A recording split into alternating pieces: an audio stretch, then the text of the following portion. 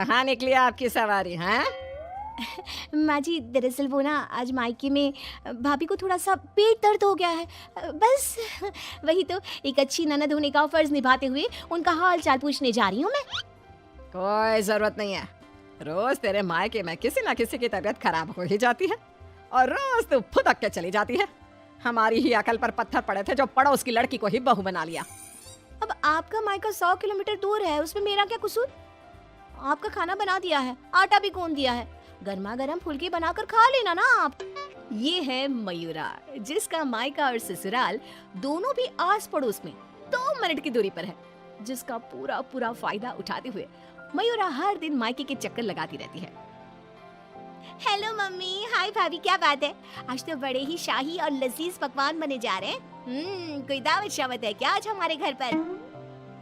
खुशबू आई नहीं कि चली आ गई महारानी चींटियों की तरह सूंघती हुई। अरे बेटा, तेरे भाई का प्रमोशन हो गया है, इसी खुशी में उसके मनपसंद पकवान बना रहे हैं। बस आ जाती तू भी, दामाद जी और समधी समदन जी को भी न्योता दे दे। पर मम्मी जी, हमें थोड़ी ना पता था कि ये सब आएंगे। मैंने तो वैसे भी खाना कम ही बनाया है। क्या भाभी, अब आपको ये तो पता है कि मेरा ससुराल पड़ोस नहीं है, और आपको तो मैंने कह कर रखा है ना कि मेरे 2 एक्स्ट्रा फुलके सेक कर रख दिया करो। मुझे मम्मी के हाथ की बनी सब्जियां कितनी पसंद है। ओए बड़ी महारानी। ऐसे ही मयूरा आधा दिन अपने ससुराल में और आधा दिन अपने मायके में गुजारती रहती। एक दिन सुबह नाश्ते के दौरान मयूरा के ससुर धनराज और पति श्लोक, अरे मयूरा, ये क्या? ये पराठा तो आधा कच्चा है और मेरा पराठा तो कुछ ज्यादा ही एक्स्ट्रा पक गया, जो जल गया है। कोयले से भी काला हो गया। ये तो होगा भी क्यों नहीं। ये करम जली सुबह सारा काम ऐसे ही फटाफट गड़बड़ी में जैसे तैसे निपटाकर अपने मायके भाग जाती है। इससे क्या फर्क पड़ता है? सास को अगर चक्कर आ गए दिन दहाड़े, तब कौन आएगा बचाने? ओ कम ऑन माँ जी, चक्कर, और वो भी आपको? दिन भर आप हर आधे घंटे में कुछ न कुछ खाती रहती हो और फिर भी मुझे ताने कस रही हो। Very bad. तो तू कौन सी गुड है, हैं? आई बड़ी। वहाँ मायके के घर में वंदना अपने पति यानी मयूरा के भाई गोपाल से कहती है, गोपाल, तुम ना तुम्हारी प्यारी बहन को समझा कर रखो। अरे तीज त्योहार, रक्षाबंधन, दीपावली, इन सब पे अपने मायके आए तो ठीक लगता है, लेकिन ये मैडम, ये तो रोज ही चली आती है मुंह उठाए। अरे सोचिए मम्मी जी, अगर मैं भी रोज इस तरह अपने मायके जाऊं तो आपको ये सही लगेगा? नहीं ना? फिर वंदना सही कह रही है मम्मी, जरा इस बात पर गौर फरमाइए। हाँ बेटा, मुझे पता है। उस दिन तो गली की औरतें भी सब्जी वाले के यहाँ गप्पे लड़ाते हुए बातें बना रही थी कि मयूरा तो दिन भर सिर्फ अपने मायके में ही रहती है। आज उसे आने दो, मीठे बोल से ही समझाऊंगी, समझ जाएगी वो। फिर जब मयूरा मायके आती है तो, मम्मी, आपको तो कोई दिक्कत नहीं है ना मेरे इस तरह आपसे मिलने यहाँ आने से? ये देख सरोज का मन ममता के मुंह में आ जाता है। ना बेटी ना, तू ऐसा क्यों सोच रही है? और तेरी आंखें नम क्यों हैं? तू क्यों रो रही है बेटा? समधन जी ने कुछ कहा है क्या? उफ़ो, ये मम्मी जी भी ना, उन्होंने एक आंसू गिराया नहीं कि पिघल गई। नहीं मम्मी, किसी ने कुछ नहीं कहा, बस आज आपकी बहुत याद आ गई। रोज आपसे मिलती ही हूँ, लेकिन आज पता नहीं क्या हुआ। और इसी के साथ सरोज अपनी बेटी को कुछ नहीं बोल पाती और अब मयूरा का मायके में आना जाना इतना बढ़ जाता है कि वो मायके के फैसलों में भी दखल अंदाजी देने लगती है। तभी वहाँ पर बरखा आती है। अगर इतना ही परेशान हो तो उसे घर के अंदर आने ही क्यों देते हो? वो एक पाँव अपने मायके की नाव में रखती है और एक पाँव अपने ससुराल की नाव में। अगर एक नाव हटा दे तो ना चाहते हुए भी उसे दोनों पैर एक ही नाव में रखने होंगे ना। हाँ काकी, एकदम बराबर बात कर रही हैं आप। लेकिन समधन जी, आप अपनी बेटी के मुंह पे दरवाजा लगा पाती क्या? देखिए, मुझे वो सब नहीं पता। अब उसका पूरा संसार उसके ससुराल में बस चुका है। उसे वहाँ ध्यान देना चाहिए, ना कि इधर मायके में। और इसलिए आप ही हो, उसे यहाँ आने पर आप ही को रोक टोक लगानी होगी। बस यही कहने आई थी। नमस्ते।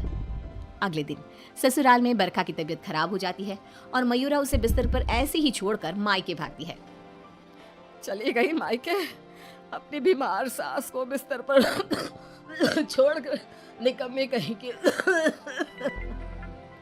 रात में जब धनराज और श्लोक दफ्तर से घर लौटते हैं तब वो देखते हैं कि मयूरा घर पर नहीं है और बरखा अपने कमरे में बुखार से तप रही है। और तो और घर में कुछ खाना तक नहीं बनाया है। आज तो हद ही कर दी मयूरा बहू ने। अरे काम काज का नहीं, लेकिन कम से कम अपनी सास की तबीयत का तो लिहाज रख लिया होता। कोई फिक्र, कोई चिंता नहीं। आप ही ने तो चुनी थी ना ये बहू। कुछ देर बाद मयूरा अपने ससुराल वापस आती है। मयूरा, घड़ी देखी तुमने? हाँ, घड़ी में 2 सुइयां एक साथ कितनी प्यारी लगती है ना। बिल्कुल आपकी और मेरी जोड़ी की तरह। मैं मजाक के मूड में बिल्कुल नहीं हूँ मयूरा। तुम्हारा ये मायके से ससुराल, ससुराल से मायके घूमने का तमाशा बहुत हो गया। ये सब कब खत्म होगा? तुम्हें अंदाजा भी है, माँ अंदर 103 बुखार से तप रही है और तुम सुबह से अपने मायके में हो। बहू, अच्छा होगा कि तुम मायके जाना कम कर दो, वरना कहीं ऐसा ना हो कि एक दिन दोनों तरफ की रिश्तों की डोर टूट जाए और तुम बीच में ही लटकी रह जाओ। जी पापा जी, आप टेंशन मत लो। मैं मायके जाना तो नहीं छोड़ सकती, लेकिन मैं अपना बहुधर्म अब अच्छे से निभाऊंगी। मैं रोज माँ जी का एकदम हल्के नाजुक पत्ते की तरह ख्याल रखूंगी और आप लोगों को शिकायत का मौका भी नहीं दूंगी। पर मयूरा तो आखिर मयूरा है, इतनी जल्दी कैसे उसे किसी की बात समझ में आ जाती? ये तो उसकी डिक्शनरी में था ही नहीं। पहले वो बिना कोई काम किए मायके चली जाती थी और अब कभी कुकर को गैस पर रखकर तो कभी कपड़ों को आधे में धोता छोड़कर मायके चली जाती। उसकी इन हरकतों से ससुराल और मायके वालों को तो पहले से ही परेशानी थी। अब तो आस पास की औरतों के लिए भी मयूरा अच्छी खासी शाम की चाय की गॉसिप बन गई थी। अरे वो सरोज बहन की बिटिया मयूरा, कभी इस डाली तो कभी उस डाली फुदकती रहती है। मुझे तो दिन भर अपनी खिड़की से उसका ये सर्कस देखने में बहुत मजा आता है। अरे मैंने तो सुना है उसकी भाभी वंदना अपनी ननद को एक आंख पसंद नहीं करती। दरअसल मेरी बहू काजल और वंदना ना सहेलियां हैं, इसीलिए पता चला। पर मानना पड़ेगा सरोज को, बहुत अच्छे गुण दिए हैं उसने अपनी बेटी को। तभी वहां से गुजर रही सरोज सभी औरतों की बातों को कान लगाकर सुन लेती है और रुककर उन्हें चिल्लाते हुए कहती है, क्यों रे कलम हुई हो? तुम लोगों को क्या अपनी घर गृहस्थी नहीं है जो रोज शाम को हमारी गृहस्थी की चर्चा लेकर बैठ जाती हो? हैं? बेवकूफ औरतें, पहले खुद के घर में ठीक से देख लो, फिर दूसरे के घरों में झांको। क्यों सल्ला बहन, आपका बेटा तो रोज रात को नशे में धुत लुढ़कता हुआ घर वापस आता है ना? हमने कभी कुछ बोला? और जानकी बहन, आपकी बेटी का इस महीने का 5वां बॉयफ्रेंड उसे रोज गली के कोने पर छोड़ने आता है, लेकिन हमने तो कोई बात नहीं बनाई। इतना बोलकर सरोज वहां से चली जाती है। लेकिन अब पानी सर के ऊपर जा चुका था और थक हार कर परेशान होकर दोनों परिवार वाले आपस में एक साथ मिलकर मयूरा के बारे में बात करते हैं। श्लोक, हमने बहुत बार कोशिश की कि हम मयूरा को रोके मायके आने से, लेकिन वो इतनी ढीठ है कि हमारी बातों को कान के पीछे ही डाले जा रही है। अब पता नहीं वो ये सब जानबूझकर कर रही है या फिर सच में। समधन जी, समधी जी, अब जो भी हल निकालना है आप ही निकाल सकते हैं। दामाद जी कुछ तो कीजिए। कुछ तो आपको करना चाहिए था सरोज जी। अरे बरखा, जैसे हम बहू को रस्सी से बांध कर नहीं रख सकते, वैसे ही एक माँ होने के नाते सरोज जी भी मयूरा को मायके में प्रवेश करने से नहीं रोक सकती। अरे उसने पूरा बचपन बिताया है वहां पर। लेकिन अब नहीं, अब तो इस सब का एक ही रास्ता है। जो काम मैंने 1 साल पहले नहीं किया था वो मैं अब करूंगा। ऐसा क्या कर लेगा तू बेटा? मुझे कंपनी की तरफ से चिरौलीपुरा में ट्रांसफर लेटर दिया गया था, वो भी दुगनी सैलरी के बेसिस पर। लेकिन 1 साल पहले आई इस ऑफर को मैंने मयूरा की खुशियों के लिए ठुकरा दिया था, क्योंकि अगर हम यहाँ से कहीं और जाकर शिफ्ट हो गए तो वो अपने मायके को मिस करेगी। तभी शादी भी नहीं थी और अब ऐसा कुछ भी नहीं है। तो तुम ये कहना चाह रहे हो कि तुम सब यानी मयूरा के ससुराल वाले अब उसके मायके से दूर चले जाएंगे? जी हाँ, मैं इस ऑफर को अभी भी एक्सेप्ट कर सकता हूँ और फिर हम सब यहाँ से चले जाएंगे। अब हम और कर भी क्या सकते हैं? अगर मयूरा को अपने मायके जाने से रोकना है तो बेहतर यही होगा कि उसके पड़ोस के ससुराल को दूर ले जाए और उसके ससुराल वाले ही अलग जाकर रहे, जिससे वो रोज अपने मायके नहीं जा पाएगी। सभी श्लोक के इस फैसले पर सहमति जताते हैं और फिर मयूरा अपने पति की ट्रांसफर की वजह से शिफ्ट होने की बात को साधारण समझकर अपने मायके से दूर चली जाती है। जो भी कहो।